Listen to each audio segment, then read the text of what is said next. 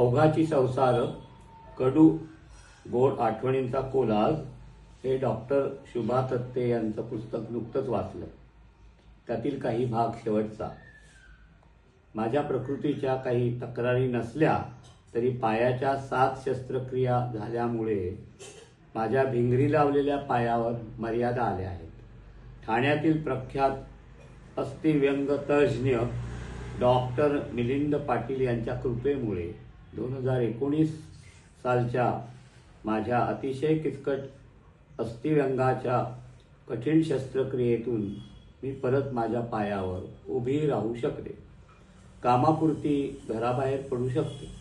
त्या शस्त्रक्रियेपूर्वी डॉक्टरनी सांगितले होते की जेमतेम तुम्ही वॉकरने घरात फिरू शकाल. त्यामुळे त्या अंथरुणातील 3 महिन्यात पोटावर लॅपटॉप घेऊन मी काय काय करू शकते याची तयारी केली होती.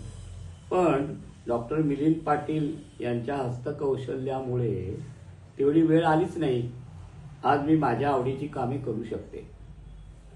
रोज रात्री झोपताना उद्या सकाळी मी नसले तरी हरकत नाही या विचारात झोपते व सकाळी जाग आल्यावर अरे आज मी जिवंत आहे, आजचा दिवस मिळाला या आनंदात उत्साहाने दिवसाला सुरुवात करते.